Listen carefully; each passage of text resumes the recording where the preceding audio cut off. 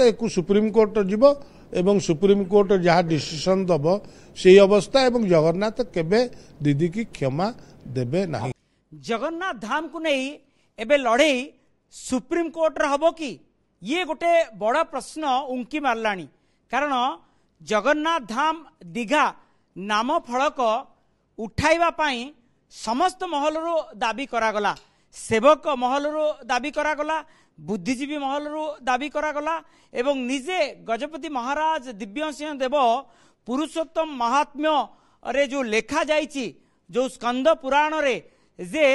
केवल केवल श्रीक्षेत्र, पुरुषोत्तम क्षेत्र, नीलाचल धाम, जगन्नाथ धाम केवल पुरी पाई ही प्रयुज्य। कारण यही श्रीक्षेत्र, पुरुषोत्तम क्षेत्र, श्रीवत्स खंडशाला रे महाप्रभु विद्यमान चतुर्धा विग्रह दारु ब्रह्म रूपरे पूजा पाउचंती।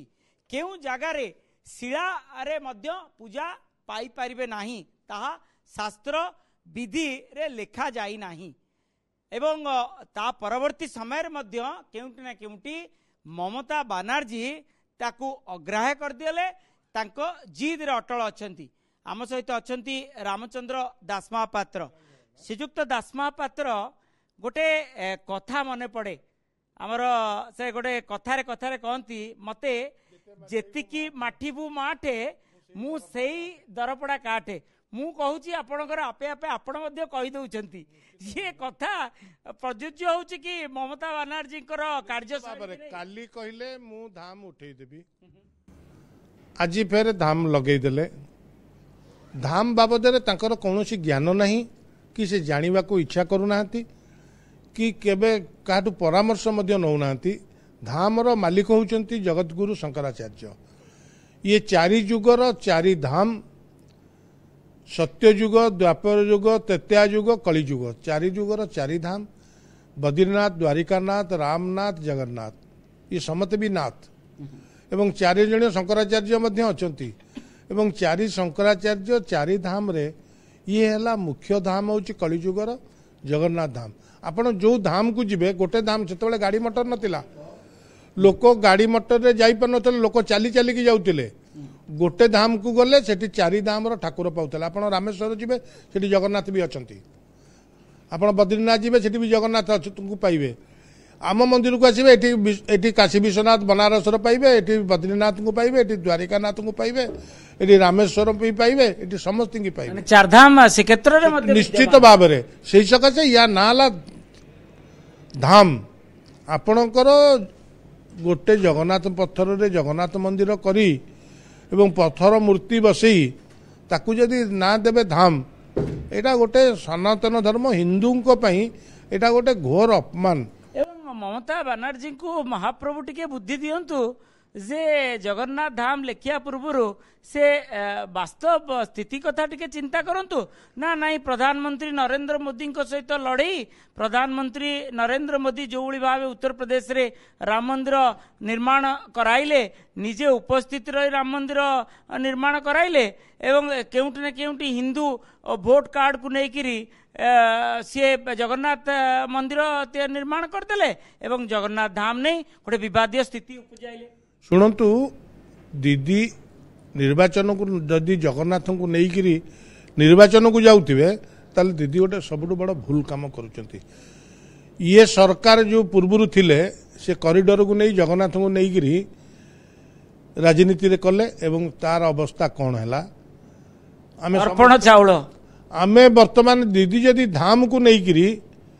राजनीति करुथेबे, जदि यशस्वी प्रधानमंत्री नरेंद्र मोदी की आनिक या भितर पुरौथे ताले बहुत बड़ भूल पड़े। जगन्नाथ केबे कहार जिद्दी कौन से जिद्दी अटल पुनर्बार आज सकाळु सकाळु जगन्नाथ धाम लेखा हलानी एवं जिद्दी अटल अछंती। एबे जो सरकार जो गतकाली आईन मंत्री कहले जे आमे आलोचना करिबू, चिट्ठी लिखिबू, जदि से चिट्ठी रे से सम्मति न जणाई न काढंती ताले आईनगत लड़ाई करा जिवो। निश्चित भाव आईनगत लड़ाई करा जिवो। मोर आपणक चैनल माध्यम रे आमर जगतगुरु शंकराचार्य प्रभु को आमर अनुरोध, सी जो धाम बाबद जो द्वंद्व चली या पर सी प्रष्टीकरण दिंतु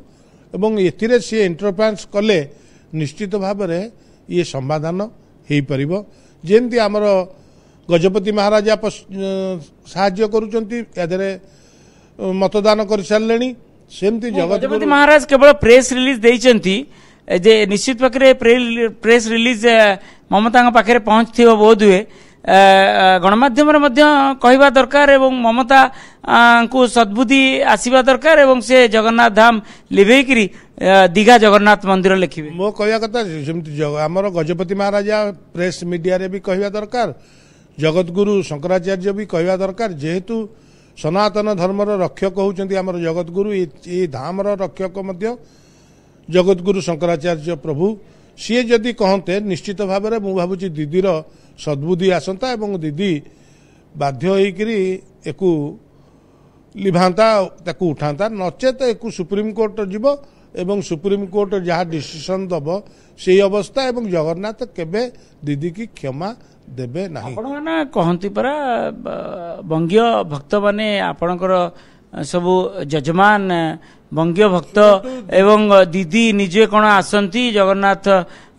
सी निजे जजमान सी शिष्य बोली कहउचंती शिष्य रामकृष्ण दास महापात्र शुणु सी कहार जगन्नाथ स्वामी महापात्र शिष्य रामकृष्ण दास महापात्र शिष्य सी शिष्य होते सी गुरु होते से मोर कौन मत दबार नहीं किंतु दीदी जदि जगन्नाथ को लेकिन राजनीति करुथे ताले निश्चित भाव में तार परिणाम आगामी निर्वाचन में भोगिबे एवं सी जो एरिया रे करिसेंती जो मेदिनीपुर दीघा रे करिसेंती मंदिर से मेदिनीपुर दीघा रे सी हारिचंती मोर कहवा कथा होची सी वर्तमान जो कार्यटी करिसेंती पत्थर मूर्ति पत्थर मंदिर करंतु रखंतु किसी आमर कौन आपत्ति नहीं किंतु चारिधाम जो लेखि भितर जो दीघार जो जगन्नाथ धाम लिखिं से धाम टी दया करी उठे दिंतु एवं ए बाबद मोर जगतगुरु को प्रणाम एवं जगतगुरु को निवेदन से या पर स्पष्टीकरण कथा जो मुक्तिमंडप पंडित माने जो लेखिकी देइचंती स्कंद पुराण वेदव्यासंक लिखित स्कंद पुराण रे पुरुषोत्तम महात्म्य रे स्पष्ट भाव लिखाई से क्षेत्र नहीं मो प्रश्न होची सुप्रीम कोर्ट रे जदि ए केस को जिबे ओडिशा सरकार ताले ए सब संदर्भ ऊपर लेखा देखैबे निश्चित भाव में सुप्रीम कोर्ट को गले आमर जय निश्चित जितिबा हारिबा माने ममता बनर्जी हारिबाटा सुनिश्चित मोर कहवा कथा होची हारिबाटा सुनिश्चित कारण धामर निर्णय आज नुह हजार हजार वर्ष पूर्व हेई आसी जहाँ को ब्रिटिश सरकार मोगल शासक माने भी मानि आछंती ताकू तमे जबरदस्ती सुप्रीम कोर्ट कोरोना रथ गड़िला कहली जगन्नाथ को से जानिनी निश्चित भाव में जेमती रसगोला तांकर कहते जीटी आमे पाइले ये जानिनी निश्चित भाव में जगन्नाथ सांगे खेलिले जगन्नाथ को नहीं राजनीति कले कर परिणत घटे सेटा पूर्व सरकार देखि आमर पूर्व ओडिशार पूर्व सरकार देखिचंती आमे चाहूचु से तार क्षेत्रु निर्वृत्ति रहू नले आगामी दिन रे ताकू मध्य सेया भोगिबा को पड़िबो लड़ई एबे सुप्रीम कोर्ट पर्यंत जीवो एवं ए लड़ई रे प्रस्तुत रहिचंती समस्त सेवक माने एवं गजपति महाराज दिव्य सिंह देवंकर जो वार्ता रहितला माने गणमाध्यम को वार्ता रहितला से वार्ता केवल वार्ता नुह स्कंद पुराण रे लिखित